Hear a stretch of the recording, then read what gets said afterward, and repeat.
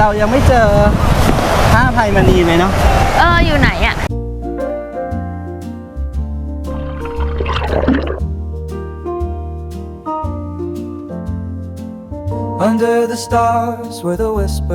ทริปนี้เราจะไปเที่ยวเกาะเสม็ดนะฮะ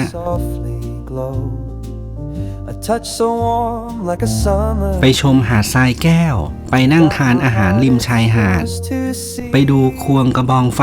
เป็นทริปสั้นๆง่ายๆฝากติดตามรับชมกันนะครับ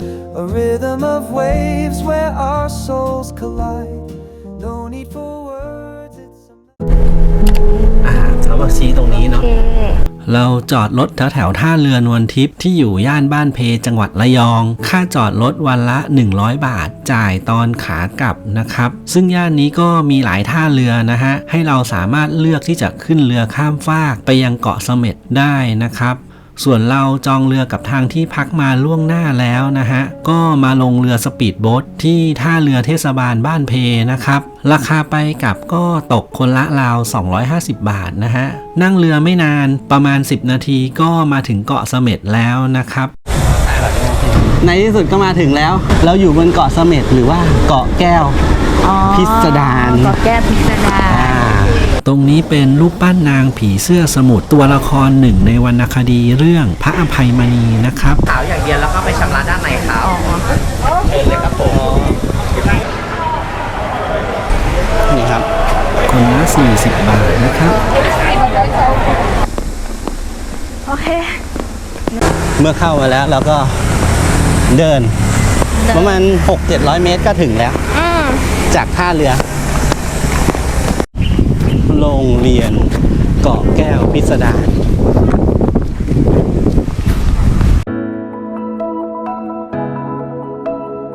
ตอนนี้เราก็อยู่ที่สเตลล่าเสม็ดรีสอร์ทแล้วนะฮะที่พักบนเนินเขาซึ่งอยู่ใกล้ๆกับหาดทรายแก้วนะครับโอเคได้เปิดสักทีโอ้พูลแอคเซสจริงด้วยอันนี้คือประตูลงน้ำใช่ไหมใช่นี่ห้องของเราสเตลล่าเสม็ดรีสอร์ทนะจ๊ะมีกาน้ำร้อนให้ด้วยอ้าวเหรอใช่โอ้ห้องน้ำน่ารักเนาะมีเลนชาวเวอร์ด้วยจ้ะโอ้เปิดแล้วลงน้ำตรงนี้ได้เลยเหรอเนี่ย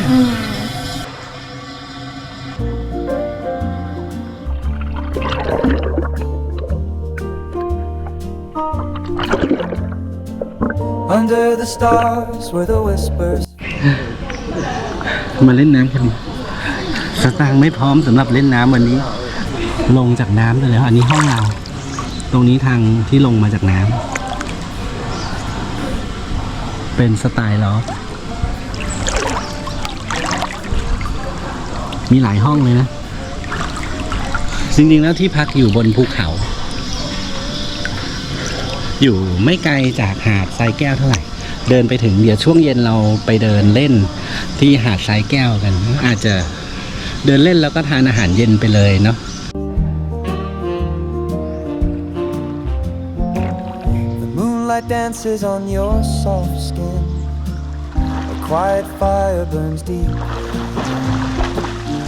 เกาะเสม็ดในอดีตเกาะแห่งนี้เป็นที่รู้จักในหมู่นักเดินเรือและชาวประมงท้องถิ่นเนื่องจากมีต้นเสม็ดซึ่งเป็นที่มาของชื่อเกาะขึ้นอยู่เป็นจำนวนมากไม้เสม็ดเคยถูกนำไปใช้ประโยชน์ในการสร้างบ้านเรือนและเรือประมงต่อมาเกาะเสม็ดเริ่มเป็นที่รู้จักในวงกว้างมากขึ้นจากการที่สุนทรภู่กวีเอกของไทยได้ประพันธ์วรรณคดีเรื่องพระอภัยมณีโดยมีเนื้อเรื่องส่วนหนึ่งกล่าวถึงเกาะแก้วพิสดารซึ่งเชื่อกันว่ามีต้นแบบมาจากเกาะเสม็ดทำให้เกาะแห่งนี้มีเรื่องราวและตำนานที่น่าติดตามมากมายนะครับจนกระทั่งปีพ.ศ. 2524เกาะเสม็ดและพื้นที่ชายฝั่งถูกประกาศให้เป็นอุทยานแห่งชาติเพื่ออนุรักษ์ความงดงามทางธรรมชาติทำให้เกาะได้รับการพัฒนาและดูแลอย่างเป็นระบบพร้อมเปิดรับนักท่องเที่ยวมากขึ้นในฐานะแหล่งท่องเที่ยวทางทะเลที่สำคัญนะครับ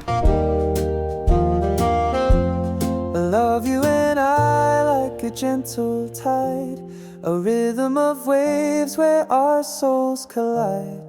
No need for words, it's a melody. มาเที่ยวทะเลแต่ว่าพักบน ภูเขา เนินเขา เออ ก็ดีนะ เออ สวยดี เดินดี แต่จริงๆแล้วเดินประมาณ 200 เมตรก็ถึงชายหาดแล้วนะ ๆ เอ้าเหรอ No need for words, it's a melody. วัดเกาะเสม็ดนะจ๊ะ เอ้าเหรอ มีวัดแห่งเดียวในเสม็ดก็คือวัดเกาะเสม็ดตรงนี้พระพุทธรูปสีขาวเลย แล้วก็มีตัวโบสถ์ ระวังตกลูก นี่ร้านวิงใช่ หรือว่านี่ นี่เราทะลุมาร้านทรายแก้วบินตอนนี้5โมง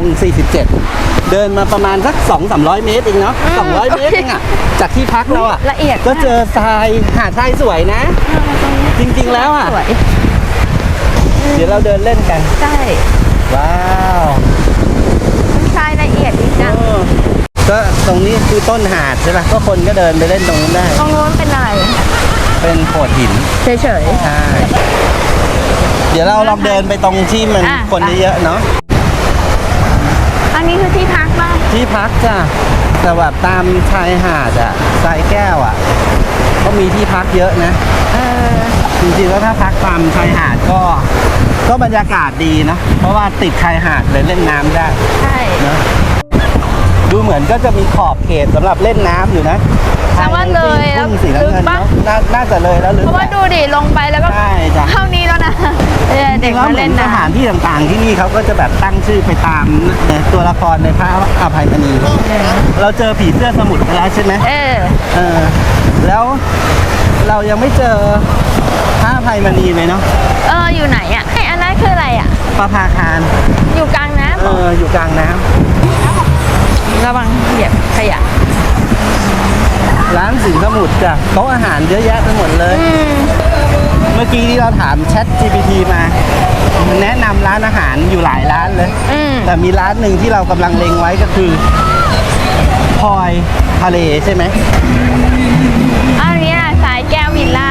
เราเดินมา แล้วจะนั่งเลยไหม พลอยทะเลนะเราเล็งร้านนี้ไปก่อน เพราะว่า Chat GPT แนะนำเรา เขาบอกว่ามีควงกระบองไฟตอน1 ทุ่มครึ่ง เรา เลยจากร้านพลอยทะเลมาก็มีร้านอาหารเยอะแยะเลยนะปลายทะเลซีฟู้ดย่างเนยก็มีย่างเนยหมูกระทะใช่ไหม บูเวล เม็ดทรายหมูกระทะร้านนี้แบบแบกกระดินนะ เพราะว่าเป็นธีมแบบติดทราย นี่เราแทบจะไม่ได้ดูชายหาดเลยแล้วดูร้านอาหารเหมือนนางเงือก นางเงือก เดี๋ยวเข้าไปใกล้ๆน่าจะมีป้ายใช่ไหมคือตอนนี้เราเดินมาสุดชายหาดของหาดทรายแก้ว แต่ว่าไม่ใช่ตรงนู้นเหรอ อันนั้นจะเป็นหาดแบบอ่าวไผ่อะ อ้าว คือเป็นอีกหาดหนึ่งอะที่ติดกัน อ๋อ ใช่ทริปนี้เราไม่ไปหาดอื่นเลยนะ เรามาแต่หาสายแก้ว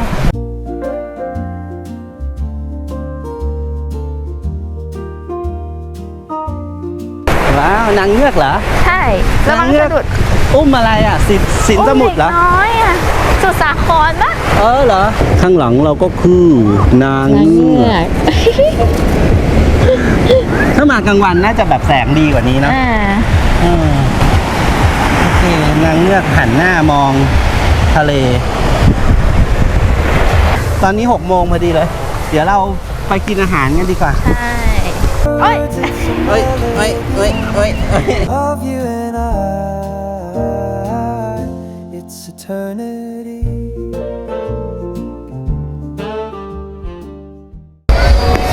ร้านพลอยทะเลถึงแล้วเรามีที่ว่างไหม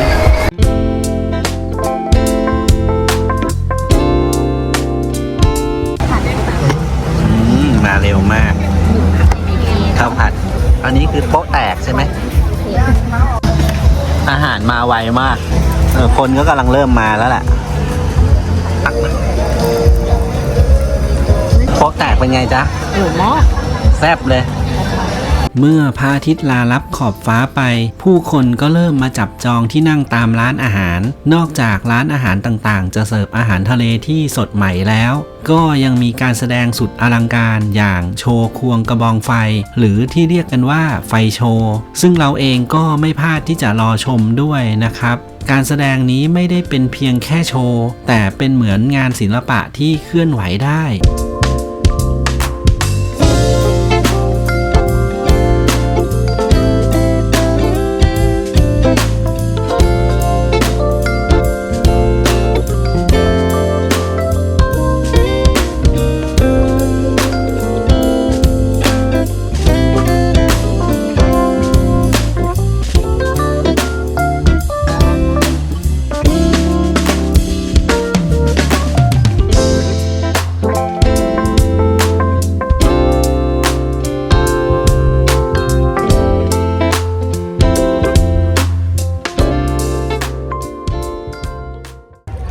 Yes, that's very much. Thank you very much. Thank you. ของครับ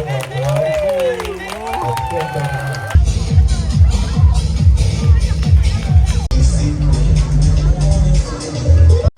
อลังการมากเลยเมื่อกี้ ดูเหมือนน้ำลงนะประภาคารเปิดไฟด้วยอ่ะ เปิดไฟเห็นไหมประภาคารมันหมุนแวบๆโอ้อันนี้มีดนตรีว้าวอันนี้บรรยากาศยามค่ำคืนสนุกดีนะเดินออกมาเป็นเหมือนถนนคนเดินเนาะต้นสักรีสอร์ทมีตลาดนัดด้วยเหรอตรงนี้ดูเหมือนวงเวียนเลยนะจุดชมวิวท้ายเกาะเขามีไว้คราวหน้าแล้วกันเนาะส้มตำไก่แซ่บก็มีนะ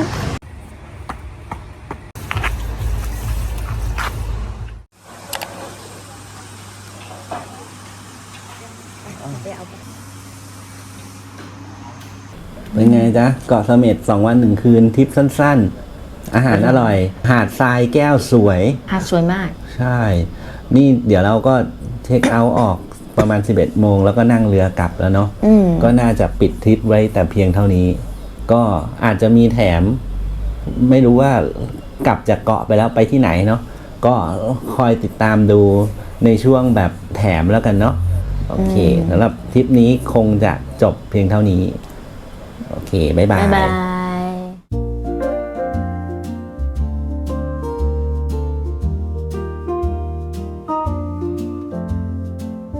Under the stars where the whispers flow, your eyes like rivers, they softly glow. A touch so warm like a summer breeze. You've got my heart, it's yours to see. บอกลาเกาะเสม็ดหมุดหมายต่อไปเราปักไปยังหนึ่งในสถานที่ที่น่าสนใจมากในระยองเป็นสถานที่เกิดขึ้นจากการนำเทคโนโลยีมาใช้ประโยชน์ได้อย่างชาญฉลาดนั่นก็คือสวนดอกไม้เมืองหนาว Miracle of Natural สวนไม้เมืองหนาวที่เกิดขึ้นจากแนวความคิดสุดล้ำของกลุ่มปตท.นะครับความพิเศษและที่มาของสวนแห่งนี้ก็คือการนำพลังงานความเย็นที่เหลือทิ้งจากกระบวนการเปลี่ยนก๊าซธรรมชาติเหลวหรือว่า LMG ของโรงแยกก๊าซธรรมชาติระยองของปตท.มาใช้เกิดประโยชน์สูงสุดแทนที่จะปล่อยทิ้งไปพลังงานความเย็นมหาศาลนี้ถูกผันมาใช้เพื่อควบคุมอุณหภูมิภายในโรงเรือนกระจกขนาดใหญ่อุณหภูมิภายในโรงเรือนจึงถูกรักษาให้อยู่ในระดับประมาณ 12-16 องศาเซลเซียสตลอดทั้งปีซึ่งเป็นอุณหภูมิที่เหมาะสมอย่างยิ่งกับการเจริญเติบโตของพืชเมืองหนาวนานาชนิดผลลัพธ์ที่ได้ก็คือทุ่งดอกไม้เมืองหนาวที่บานสะพรั่งตลอดทั้งปีไม่ว่าจะเป็นดอกทิวลิปหลากสีสันสดใสดอกไฮเดรนเยียพืชตระกูลเบโกเนียและพืชพันธุ์ไม้เมืองหนาวอีกหลากหลายสายพันธุ์ที่หาชมได้ยากในสภาพอากาศร้อนชื้นของประเทศไทยการมาเยือนที่แห่งนี้ไม่ได้เป็นเพียงแค่การเดินชมสวนดอกไม้สวยๆเท่านั้นแต่ยังเป็นแหล่งเรียนรู้เกี่ยวกับพลังงานอย่างยั่งยืนและความสามารถในการสร้างสรรค์สิ่งมหัศจรรย์จากเทคโนโลยีที่สำคัญคือที่นี่เปิดให้เข้าชมฟรีนะฮะสวนดอกไม้เมืองหนาวจึงเป็นอีกหนึ่งแลนด์มาร์คของระยองที่ไม่ควรพลาดเป็นความภาคภูมิใจที่แสดงให้เห็นถึงศักยภาพของคนไทยในการนำเทคโนโลยีมาผสมผสานกับการอนุรักษ์ธรรมชา าษณ์ได้อย่างลงตัวนะครับ อันนี้คือแบบรายการแถมใช่ไหมแต่ก็สวยเลยนะโอ้บรรยากาศดีๆครั้งที่แล้วเราก็มาเหมือนกันแต่ว่ามาวันอาทิตย์เขาปิดเราเลยไม่ได้เข้า วันนี้เรามาวันเสาร์สวยไปเดินเล่นกัน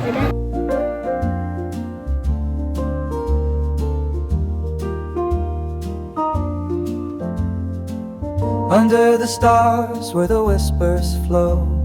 your eyes like rivers, they softly glow.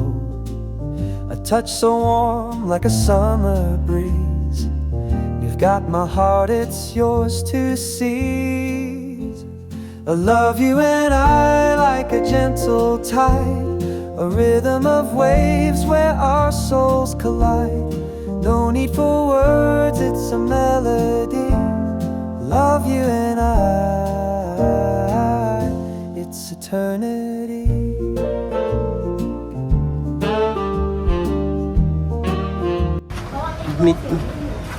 มีตู้ EV ด้วยแต่มันบอกว่า EV Station นะเพราะของโอเนียนว่ะ Gap House Seafood and Cafe Love I got no despair. I love you and I like a gentle tide, a rhythm of waves where our souls collide. No need for words, it's a melody. Love you and I, it's eternity. Through storms we've walked, through winds so wild, yet here we stand, love reconciled. Every heart beats a song we sing, a timeless tune in a golden ring.